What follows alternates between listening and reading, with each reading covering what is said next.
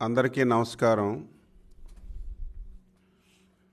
తెలుగు జాతి అభ్యున్నతి కోసం 4 దశాబ్దాలుగా జీవితాన్ని అంకితం చేసినటువంటి మచ్చలేనటువంటి మా నాయకుడు చంద్రబాబు నాయుడు గారిపై ఆధారాలు లేనటువంటి అక్రమంగా కేసు పెట్టి 28 రోజులుగా రాజమండ్రి సెంట్రల్ జైల్లో నిర్బంధించినటువంటి విషయం దేశ ప్రజానీకానికి ప్రతి ఒక్కరికి కూడా తెలుసు.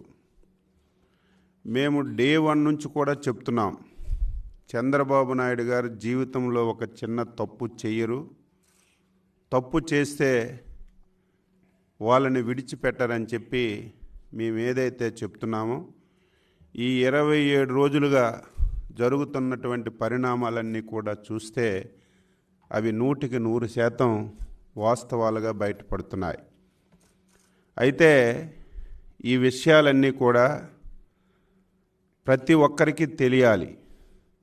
ఎప్పటికైనా సరే నిజం వాస్తవం కాబట్టి వాస్తవాలన్నీ కూడా ప్రజలకు తెలియచేయాలనే ఉద్దేశంతో తెలుగుదేశం పార్టీ ఒక నిర్ణయం తీసుకుంది. ఈ ప్రభుత్వం అధికారంలోకి వచ్చిన తర్వాత 3 విషయాల మీద అసత్య ప్రచారం చేసి అవినీతి జరిగిందని ప్రతి ఒక్కరి మీద కేసు పెడతామని చెప్పి డే 1 నుంచి మాట్లాడుతున్నారు. ఆ 3 విషయాలు, ఒకటి స్కిల్ డెవలప్మెంట్ కేస్, ఒకటి ఇన్నర్ రింగ్ రోడ్, ఒకటి ఫైబర్ నెట్. ఈ 3 చంద్రబాబు నాయుడు గారు, లోకేష్, తెలుగుదేశం పార్టీ ప్రభుత్వంలో చాలామంది అవినీతి చేశారు, చాలా డబ్బులు పక్కదారి పట్టించారని చెప్పి అవాకులు చవాకులు పేలినటువంటి విషయం మనందరికి కూడా తెలుసు. అందులో భాగంగా వాస్తవాలన్నీ ప్రతి ఒక్కరికి పూసగుచ్చినట్లుగా చెప్పాలని ఈ 3 అంశాలపైన డీటెయిల్గా 3 పుస్తకాలు కూడా పార్టీ వేసి ఒక్కొక్క అంశాన్ని ఒక్కొక్క రోజు తీసుకొని బుక్స్ అన్నీ ప్రజలకి ఇవ్వాలని చెప్పి నిర్ణయం చేశాం. అందులో ఈరోజు ఏ కేసులు అయితే మా నాయకుడిని జైల్లో పెట్టారో ఆ స్కిల్ డెవలప్మెంట్ మీద డీటెయిల్గా డే 1 నుంచి ఈ రోజు వరకు ఏం జరిగిందో అన్ని విషయాలు కూలంకుషంగా పొందుపరిచి మేము ఒక బుక్లెట్ కూడా వేసాం. ఆ బుక్లెట్ ఇప్పుడు మేము రిలీజ్ చేస్తామని చెప్పి మీ అందరికీ తెలియచేస్తున్నాను. ఈ కేసు ఎంత దారుణం అంటే, ఎంత దుర్మార్గుడు అంటే పిచ్చోడు ఏ రకంగా ఉంటాడనే దానికి ఈ కేసు ఒక బెస్ట్ ఎగ్జాంపుల్. ఎక్కడ ఆధారం దొరకలేదు, కేసు ఎప్పుడో రిజిస్టర్ చేశారు. 2 సంవత్సరాల తర్వాత చంద్రబాబు నాయుడు గారిని ముద్దాయి పెట్టి కనీసం నోటీస్ ఇవ్వకుండా, ఈ కేసులో ఏం జరిగిందో చెప్పకుండా ఒక ఉగ్రవాదిని అరెస్ట్ చేసినట్టుగా ఒక మిలిటెంట్ రూపంలో వచ్చి అర్ధరాత్రి అరెస్ట్ చేశారు. ఆ రోజు నుంచి కూడా చెప్తున్నాం, తప్పు చేయలేదు, తప్పు చేయవలసినటువంటి అవసరం లేదని. ఈరోజు పిచ్చి జగన్, పిచ్చి మంత్రులు ప్రతి ఒక్కరు మాట్లాడారు. స్కిల్ కేసులో 3,300 కోట్లు చంద్రబాబు నాయుడు అవినీతి చేశాడని. 2-3 రోజులు అయిన తర్వాత 3,300 కోట్లు పోయింది. తర్వాత 330 కోట్లు అవినీతి చేశారని పిచ్చి వాగుడు వాగారు. నిన్నను చివరికి 27 కోట్లే అవినీతి జరిగింది, అకౌంట్లో పడ్డాయని చెప్పి ముఖ్యమంత్రి యొక్క దగ్గర మనిషి advocate general additional Ponnavolu Sudhakar Reddy నిన్న కోర్టులో వాదించాడు. 27 కోట్లు తెలుగుదేశం పార్టీ అకౌంట్లో పడ్డాయని. ఆ వాస్తవాలన్నీ చెప్తాం. పిచ్చిగా మాట్లాడి తప్పుడు కేసు పెట్టి అవాస్తవాలు ప్రజలకు చెప్పి ఈరోజు ఈ రకంగా పబ్బం గడుపుతున్నారు. పార్టీ అకౌంట్కి అవినీతికి ఏం సంబంధం? అవినీతి జరిగిందంటే జగన్మోహన్ రెడ్డి లాగా నీ అకౌంట్లోకో, నీ సంస్థల అకౌంట్లోకో, నీ సతీమణి అకౌంట్లోకి వస్తే అవినీతి తప్ప పార్టీ అకౌంట్కి అది కూడా ఈ దేశంలో ఒక తెలుగుదేశం పార్టీ లేదు, జాతీయ పార్టీలు ఉన్నాయి. అదేవిధంగా రాష్ట్రంలో ప్రాంతీయ పార్టీలు ఉన్నాయి. ప్రతి ఒక్క పార్టీకి ఏ విధంగా ప్రొసీజర్ ప్రకారం చట్టానికి లోబడి ఎలాగైతే ఫండ్స్ వస్తాయో ఆ రకంగా ఫండ్స్ వచ్చాయి. దీంతో పాటుగా తెలుగుదేశం పార్టీ ఎప్పుడు కూడా ఏదో అవినీతి డబ్బుతో పార్టీ నడపాలని ఎప్పుడు ప్రయత్నం చేయలేదు. విశ్వవిఖ్యాత నట సార్వభౌముడు నందమూరి తారక రామారావు గారు తెలుగుదేశం పార్టీ పెట్టిన తర్వాత సభ్యత్వం అని పెట్టి ప్రతి ఒక్కరి దగ్గర రుసాన్ని తీసుకొని దాని ద్వారా పార్టీ నడిపాం. అందులో 2016 నుంచి 18 వరకు భారీ స్థాయిలో సభ్యత్వాలు చేసి ఆ డబ్బు కూడా పార్టీకి వస్తే అవినీతి జరిగిందని పిచ్చి ప్రాలాపనలు పేలుతున్నారు. ఆ వాస్తవాలన్నీ కూడా స్కిల్ డెవలప్మెంట్లో జరిగిన ప్రతి విషయం మా నాయకుడు నరేంద్ర గారు టోటల్గా ఎక్స్ప్లెయిన్ చేస్తారు. అదేవిధంగా పార్టీ అకౌంట్స్ అన్నీ కూడా ఏ రకంగా పార్టీ నడుపుతున్నాం, ఎక్కడి నుంచి డొనేషన్స్ వచ్చాయి, ఈరోజు సభ్యత్వం ద్వారా ఎంత వచ్చింది, వాస్తవాలన్నీ వెబ్సైట్లో పెట్టి ఎలక్షన్ కమిషన్కి ఇస్తే ఆ కాపీ తెచ్చి ఏదో తెలుగుదేశం పార్టీ అకౌంట్లో డబ్బులు పడ్డాయని పిచ్చి ప్రేలాపనలు పేలి లేనటువంటి కేసులో ఏ రకంగా అరెస్ట్ చేసి చంద్రబాబు నాయుడికి ఇబ్బంది పెడుతున్నారో ఆ వాస్తవాలన్నీ తెలియచేస్తాం. స్కిల్ డెవలప్మెంట్ మీద మధ్యాహ్నం మళ్ళీ పార్టీ అకౌంట్ విషయాలన్నీ కూడా కూలంకుషంగా మీ అందరికీ తెలియజేస్తామని చెప్పి తెలియజేస్తూ ఈరోజు ఈ స్కిల్ డెవలప్మెంట్ మీద వాస్తవాలన్నీ కూడా ఈరోజు ఒక బుక్లెట్ వేసాం. ఈ బుక్లెట్ని ఇప్పుడు రిలీజ్ చేస్తాం.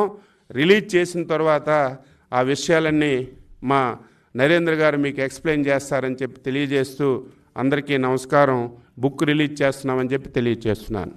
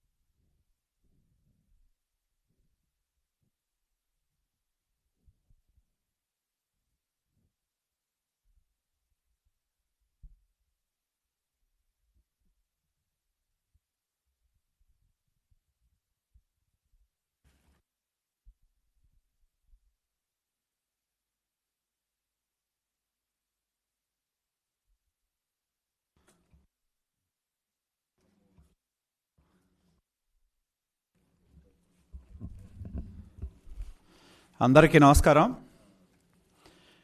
ఈరోజు తెలుగుదేశం పార్టీ రాష్ట్ర అధ్యక్షులు శ్రీ అచ్చెన్నాయుడు గారి చేతుల మీదుగా ఈ స్కిల్ డెవలప్మెంట్కి సంబంధించిన వాస్తవ రూపమైన విషయాలను మేము ప్రజల ముందుకు తీసుకొస్తా ఉన్నాం. మేము తెలుగు జాతి ప్రజలందరూ కూడా విజ్ఞప్తి చేసేది ఒకటే, తెలుగు జాతి కోసం శ్రమించిన 45 సంవత్సరాల సుదీర్ఘ చరిత్ర కలిగిన చంద్రబాబు నాయుడు గారిని రాజకీయ క్రీనీడలో రాజకీయ కుట్రలో భాగంగా సంబంధం లేని కేసులో ఏ విధంగా ఈ ప్రభుత్వం ముఖ్యమంత్రి జగన్మోహన్ రెడ్డి గారు అరెస్ట్ చేశారనేది మేము ప్రజల ముందుకు తీసుకురావడం జరుగుతూ ఉంది. ఒక్కసారి ప్రజలను ఆలోచన చేయమని మేము విజ్ఞప్తి చేస్తూ ఉన్నాం.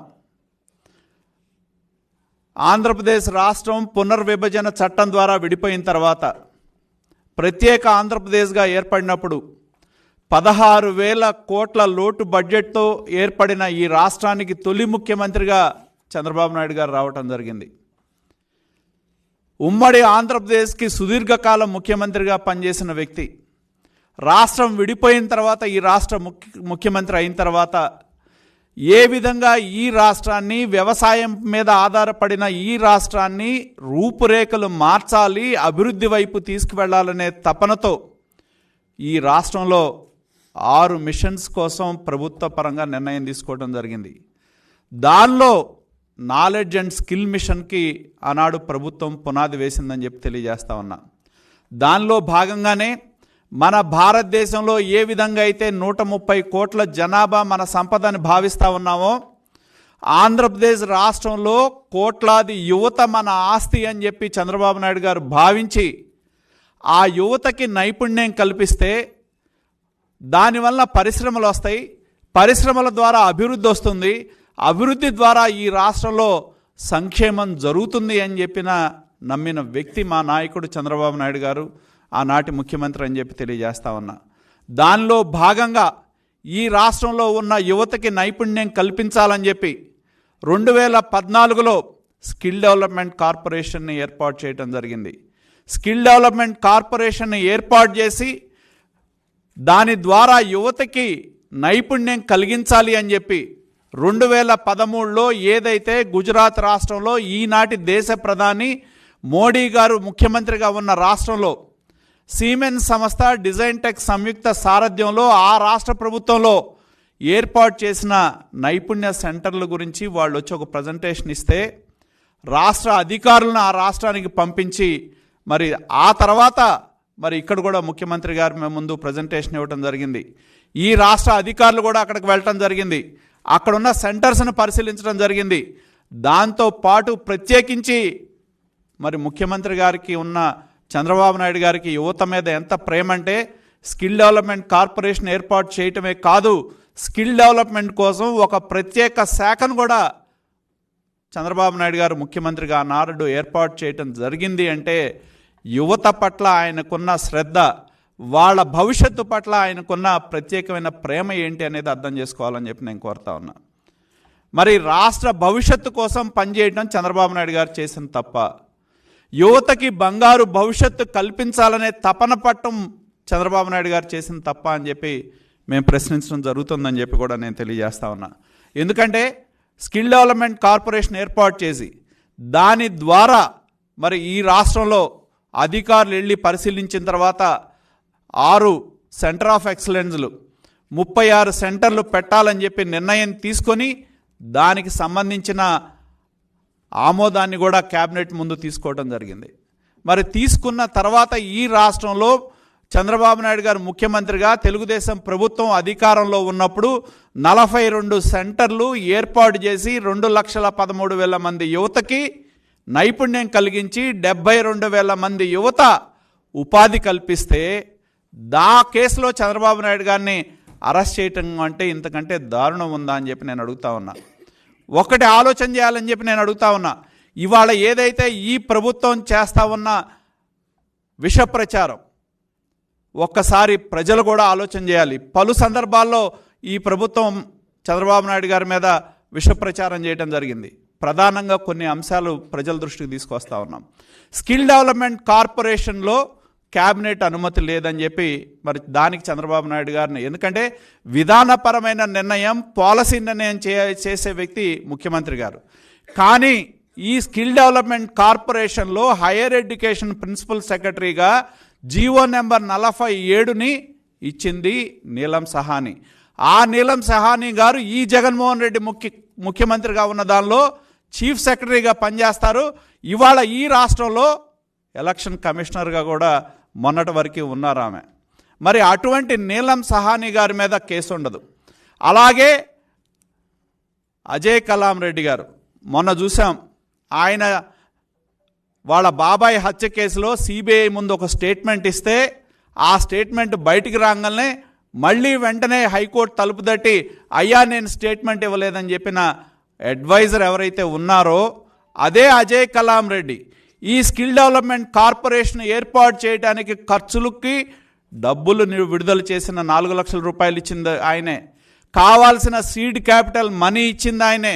కార్పొరేషన్ ఏర్పాటు చేయటంలో సంతకాలు పెట్టింది నీలం సహానితో పాటు అజయ్ కలాం రెడ్డి గారు, ఆనాటి ఐవీఆర్ కృష్ణారావు గారు.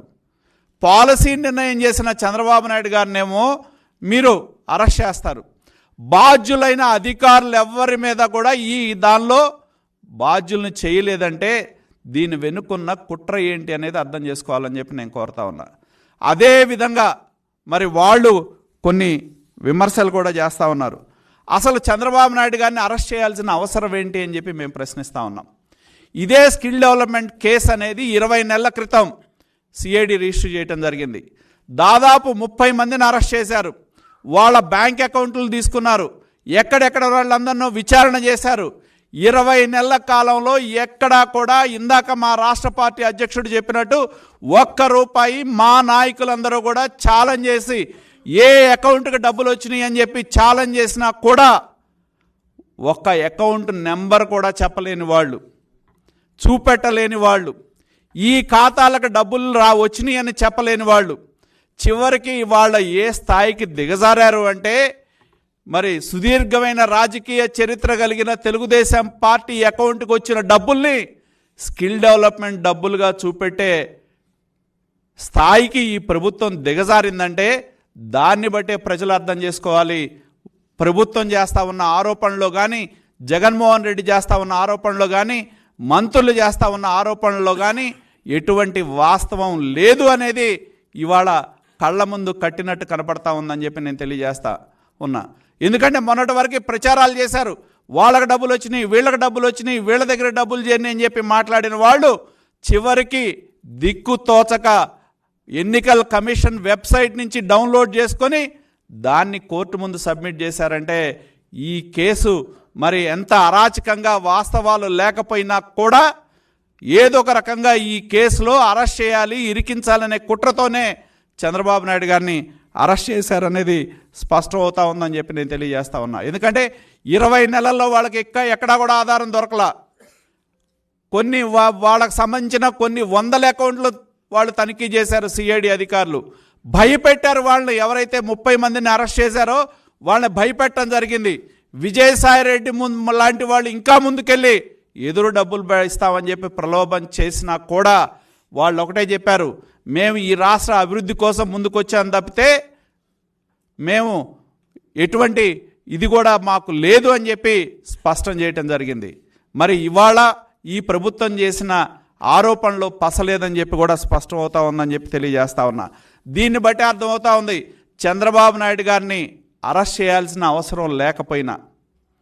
మరి మీకు వివరాలు కావాలంటే నోటీస్ ఇవ్వచ్చు, అడగచ్చు, కానీ అరెస్ట్ చేశారంటే దీనిలో ప్రభుత్వం యొక్క కుట్ర ఏంటి అనేది స్పష్టమవుతా ఉందని చెప్పి కూడా నేను తెలియజేస్తా ఉన్నా.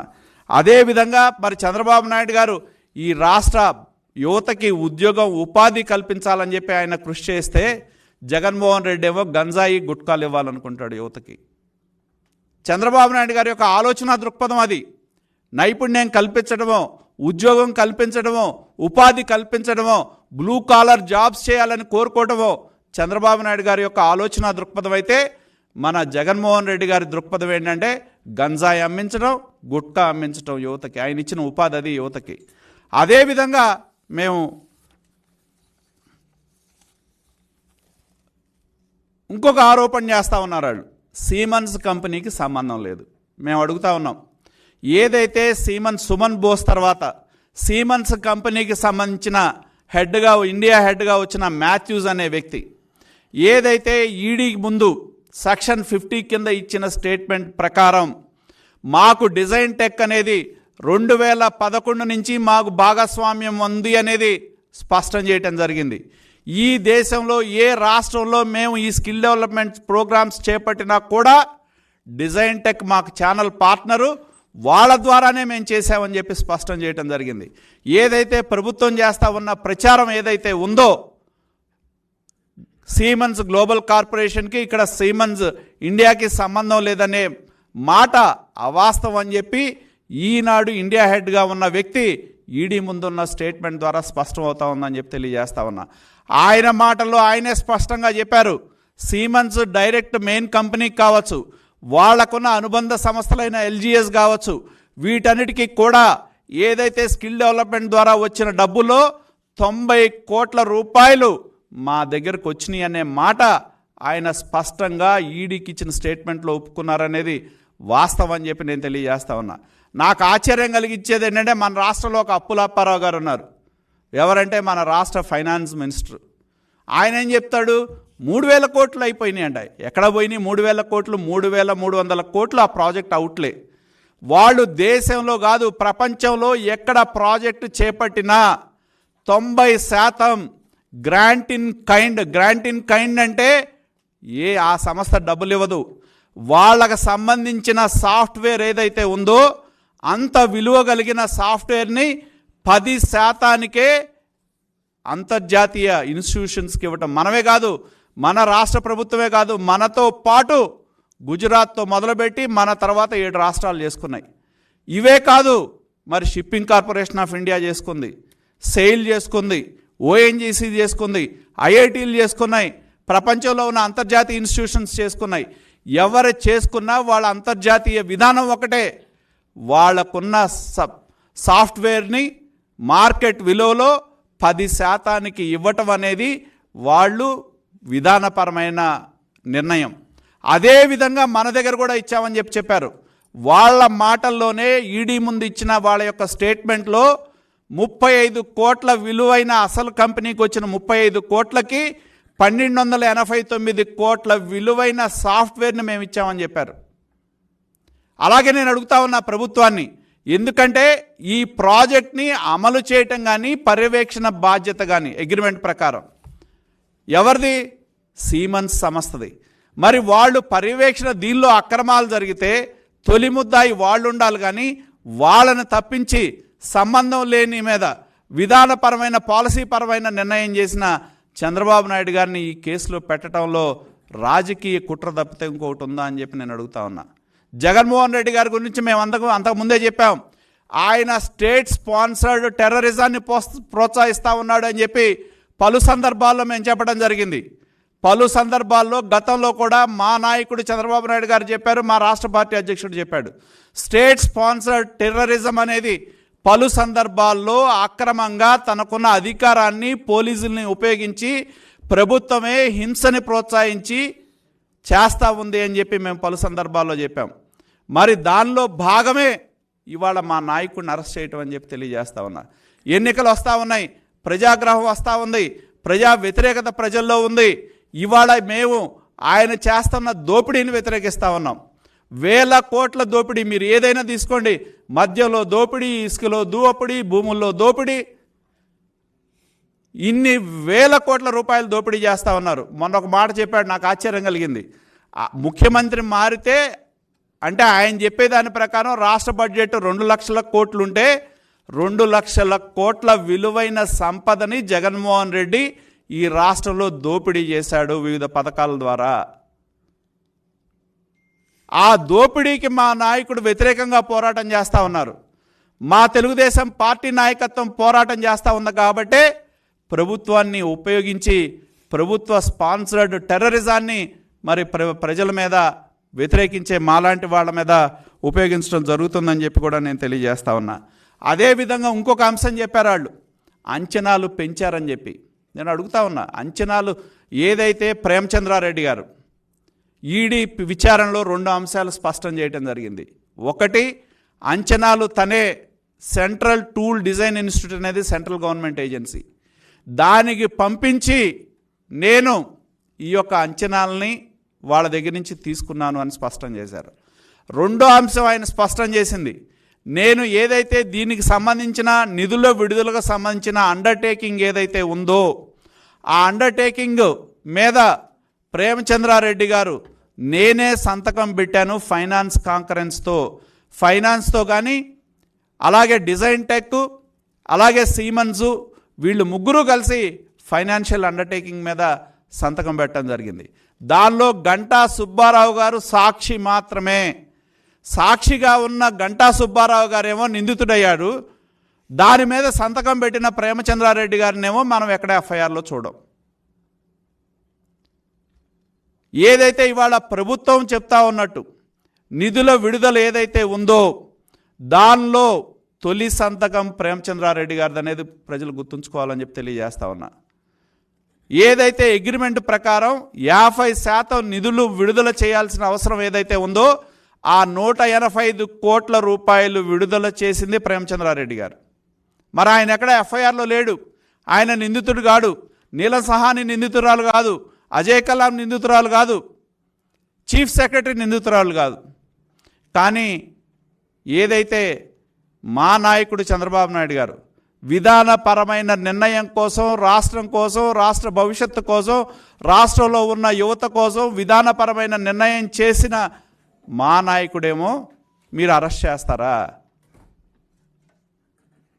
అమలు చేయాల్సిన బాధ్యత ఉన్న అధికారి ఎవ్వరూ కూడా దీనిలో చేర్చకపోవడానికి కారణం ఏంటి అని చెప్పి నేను తెలియజేస్తా ఉన్నా. అదేవిధంగా ప్రాజెక్ట్ అవుట్లే కావచ్చు, అలాగే దానికి సంబంధించిన బడ్జెట్ అప్రూవల్స్ కావచ్చు, దానికి సంబంధించిన బడ్జెట్ అలొకేషన్స్ కావచ్చు, వీటన్నిటినీ ప్రతిపాదించింది ఎవరు?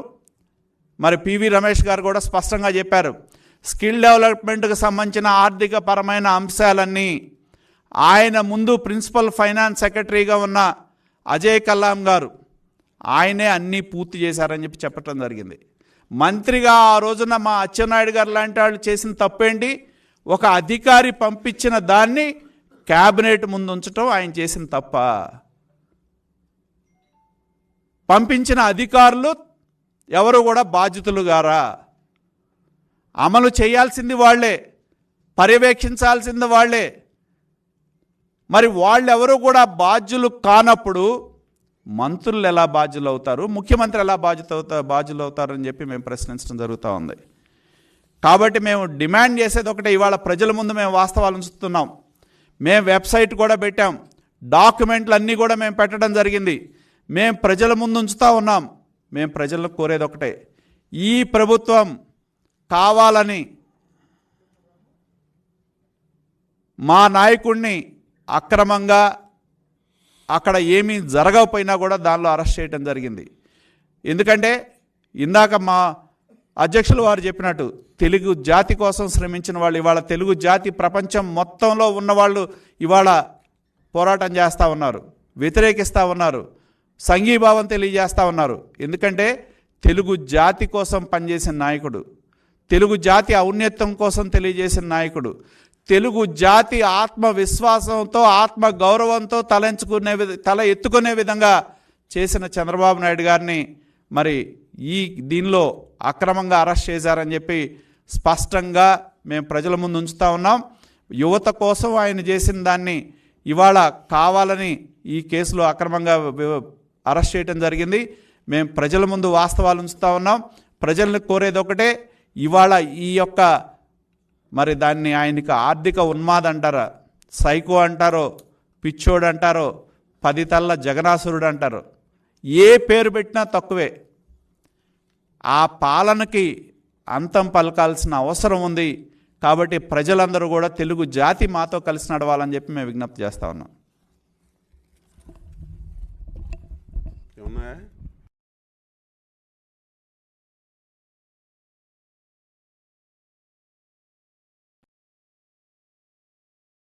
గారి యొక్క అక్రమ అరెస్టుకు నిరసనగా గత 28 రోజులు ప్రజా ఉద్యమం సాగుతున్నటువంటి విషయం ప్రతి ఒక్కరికి కూడా తెలుసు.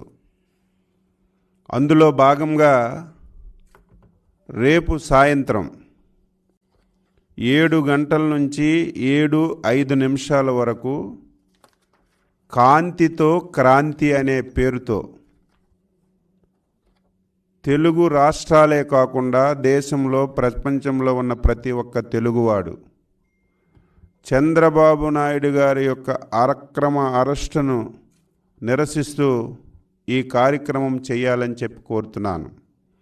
7 నుంచి 7:05 వరకు ప్రతి ఒక్కరూ ఇంటిలో ఉన్నటువంటి లైట్లన్నీ కూడా ఆఫ్ చేసి, ఇంటిలో ఉన్న వాళ్ళందరూ బయటకు వచ్చి కొవ్వొత్తులతో కానీ లేకపోతే క్యాండిల్స్తో కానీ వాళ్ళు నిరసన తెలియచేయాలని చెప్పి కోరుతున్నాం. ఎవరైనా సరే ట్రావెల్స్లో ఉంటే వారు మోటార్ సైకిల్ అయినా, కారు అయినా, ఏ వాహనమైనా సరే అక్కడే ఆఫ్ చేసి ఆ వాహనాన్ని ఉన్నటువంటి లైట్లు బ్లింక్ చేయాలని చెప్పి ఈ సందర్భంగా కోరుతున్నాం. ఎందుకంటే ఇది అక్రమ అరెస్టు, ప్రజా ఉద్యమం సాగుతుంది. పార్టీ దేనికి పిలిపించినా ప్రజలు స్వచ్ఛందంగా సహకరిస్తున్నారు. మొన్న మీరు చూశారు, ఏదైతే మోత మోగించండి అంటే దేశం ప్రపంచం దద్దరిల్లే విధంగా మోత మోగించారు. మొన్న గాంధీ జయంతి రోజున చంద్రబాబు నాయుడు గారు దీక్షకి కారాగారంలో కూర్చుంటే సంఘీభావంగా ఏ విధంగా దీక్షలు చేపట్టారో తెలుసు. అదేవిధంగా రేపు తెలుగు జాతిని అందరినీ కోరుతున్నాను, ఆంధ్ర రాష్ట్రమో తెలంగాణ దేశం కాకుండా ప్రపంచంలో ఉన్న ప్రతి ఒక్క తెలుగువాడు ఈ అక్రమ అరెస్టును నిరసిస్తూ రేపు 7 గంటల నుంచి 7:05 వరకు మీ ఇంటిలో ఉన్నటువంటి లైట్లన్నీ కూడా ఆపి ఇంటిలో ఉన్నటువంటి 50 మంది బయటకు వచ్చి మీకు తోచిన విధంగా క్యాండిల్స్ వెలిగించండి. మీ సెల్స్ ఉంటే ప్రతి ఒక్కరు సెల్స్ని లైట్ లాంచ్ చేసి నిరసన తెలియచేయండి. వాహనాల మీద వెళ్తే ఎక్కడికక్కడ వాహనాలు ఆపి మీరు బ్లింక్ చేసి చంద్రబాబు నాయుడు గారు అక్రమ అరెస్టుని నిరసించాలని చెప్పి ప్రతి ఒక్కరికి రాష్ట్ర తెలుగుదేశం పార్టీ తరపున కోరుతున్నాం.